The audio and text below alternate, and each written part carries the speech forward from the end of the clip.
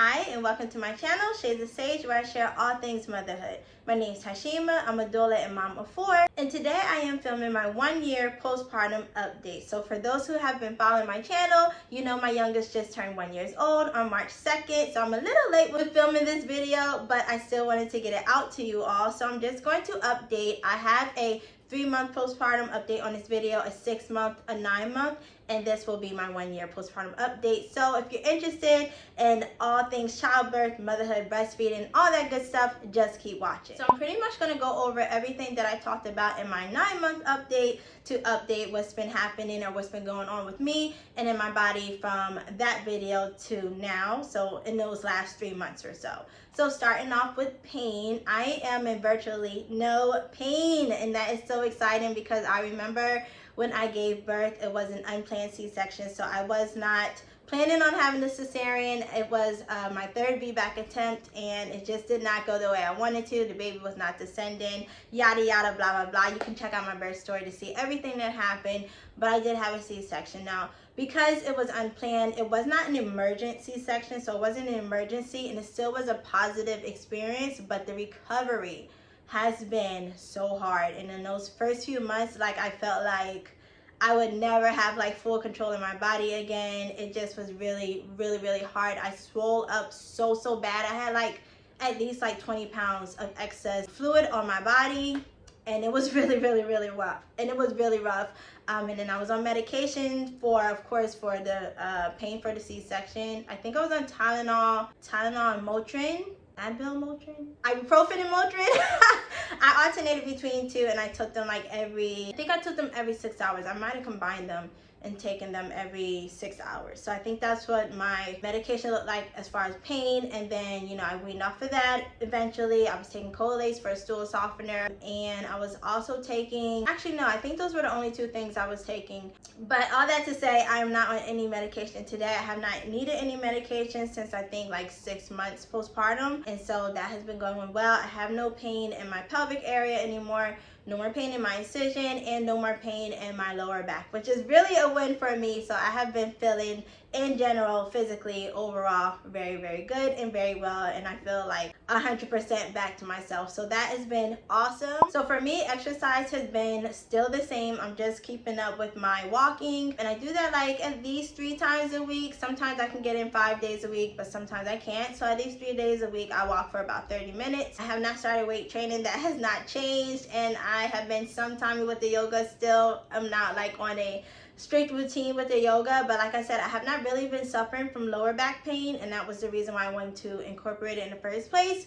So overall, I've done really well, and I've just been maintaining my fitness by just listening to my body and really just going easy and going with the flow as far as, you know, exercising. So while we're talking about exercising, I know I talked a little bit about weight, I think, in my last video, but I have some other videos on this channel that talk about like intermittent fasting and breastfeeding and all of that. So I'm not one of those women who lose weight while breastfeeding. So I think overall still I've only lost 10 pounds, and literally that was the baby himself and like the extra fluid that your body hangs on to and collects while you're pregnant. So that's all that I've lost, but like I said, I was not that worried about it. I'm still not that worried about it, and I know I can tackle that issue, you know, once I'm done breastfeeding. So yeah, I've only lost 10 pounds postpartum, but for me, that is a win, because again, with one of my children, after, you know, I gave birth and we were breastfeeding for that whole first year, I actually gained weight, which was not fun at all, and that's when I ended up being my heaviest. So yeah, I lost 10 pounds postpartum. I'm really happy about that, and for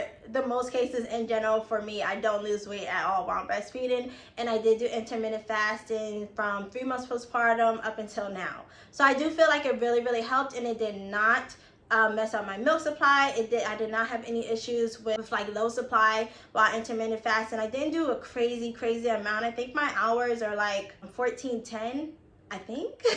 So I usually like try to stop eating by 7 o'clock, and then I will resume eating at like 10 in the morning. That's kind of the range that I usually go for. But again, that really can differ. And like I said, even with doing that, I feel like it helped me to maintain like my sugar cravings, because when I'm breastfeeding, my sugar cravings are out of control. They're out of this world. So intermittent fasting definitely helped me with that. And it did help me to lose 10 pounds this time around. So I'm happy about that. As far as breastfeeding goes, I am still breastfeeding. So Asa is one. And so far, lucky ducky, he has been the boy that has breastfed the longest. The longest I breastfed was Saya at 16 months. I think that's when we stopped. But with Asa, I'm still breastfeeding, but I am weaning him soon. But I usually do it in a really slow, gradual process. It usually takes me about 2 months. So right now we're working on nighttime weaning, and then getting our breastfeeding sessions down to 3 times a day, and then eliminating one of those every 2 weeks or so. So I have not introduced the sippy cup yet. I actually ordered one. It got lost in the mail, so I had to order another one.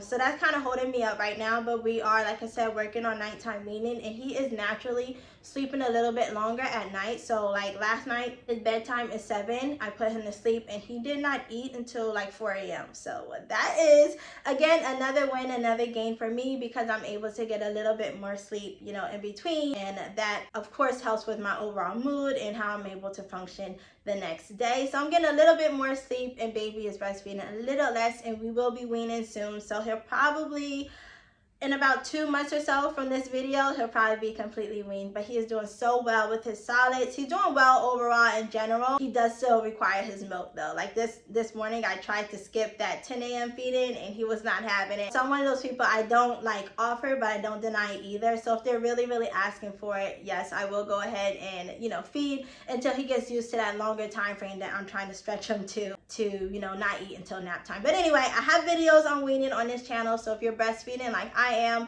and you're thinking about weaning, or you're going through the weaning process, maybe check out a few of those videos. I go through very thoroughly my routine, what I do, how I do it, and how I have weaned my other 3 children. So postpartum depression, I feel like overall my mood drastically changed when I was physically able to do most of the things I was able to do before, or, you know, before I had my C-section. So that has been like one of the biggest boosters for me as far as my mood. So because I have been feeling so much better in my body, my mood has definitely been a lot more stable and increased and been better. So like I said, I was prescribed medication for postpartum depression. I just chose not to take it. I'm just one of those people, I don't like taking pills. I don't like taking pills unless it's absolutely necessary. And I'm not saying that, you know, taking medication for postpartum depression is not necessary. So if you need to take it, definitely take it. I also was connected with a therapist postpartum, so I did like maybe 1 session with that. And yeah, any little bit helps that you can use and utilize to help you with your postpartum depression. But for me, it got better and better and better the further away I was from my birth. So I feel like as of right now, I am completely in the clear. There's a little couple of things that made me sad, like when my babies get their first tooth and stuff like that. So Asa is cutting his first tooth, and that makes me a little sad, because like he's not a baby anymore. But you know, it's all part of them growing up. As far as like postpartum depression, like just that hopeless feeling and not being able to sleep and things like that, that has been so much better for me. And I'm so grateful for that. And the last thing I want to talk about in my 1-year postpartum update is my scar. So no issues with my scar. I don't feel really anything. I really don't feel it. I don't feel it. I do have sensation back in that area, which I remember, like when I had my first C-section, it would itch and itch and itch, and I would scratch it and could not feel myself scratching it. And it was the most annoying, infuriating sensation ever, because you have an itch, you're scratching it, but you can't feel it. So obviously you're not getting any relief. So sensation is 100% back there in that area. I have tried that massage that I was talking about in my last video a couple of times on that area. It just pokes out a little bit. Well, not the C-section scar itself, just the, you know, like skin above it. But yeah, like I said, I'm not really that worried about it. Mine is not that bad. It's not that long. It's really not that noticeable. So I'm very happy about that. And the way it looks and how it's healed and everything like that. I don't have any pain in that area, like, you know, laying down or sitting up, or, you know, just turning side to side. Like, all of those things were really hard to do in the beginning, you know, coughing, sneezing, picking something up off of the floor. That stuff was hard, but now I can do everything effortlessly, and it's just been wonderful. So that's all that I have for you today. Those are all the updates and all of the things that I was talking about in my last video, or since I gave birth to my 4th child in March of last year. Those are all the things that have changed with me. And like I said, I feel like I'm 100% back to normal, you know, minus the breastfeeding, of course. Everything else is working and going well, and so that has just made me so happy. And now that I'm getting a little bit more sleep, that makes me feel even better. So I hope that those mamas out there who may have recently gave birth, or, you know, if you're still pregnant, hopefully this video encourages you. You know, pregnancy and childbirth is just a moment in time of your life, and it is so hard going through it. Like, I'm not gonna lie and try to sugarcoat it for you, but usually as time goes by, things get a little bit easier, and, you know, healing takes place and it gets better. Hopefully that's your case also as well. So if you're in the throes of it, just try to stick it out. I promise you it will get better. So thank you so much for watching this video. I hope that you enjoyed it. If you liked it, give me a great big thumbs up. Don't forget to subscribe. If you're not subscribed already, I definitely appreciate each and every one of you who subscribe and like and leave comments. And until next time, I'll see you in my next video. Bye.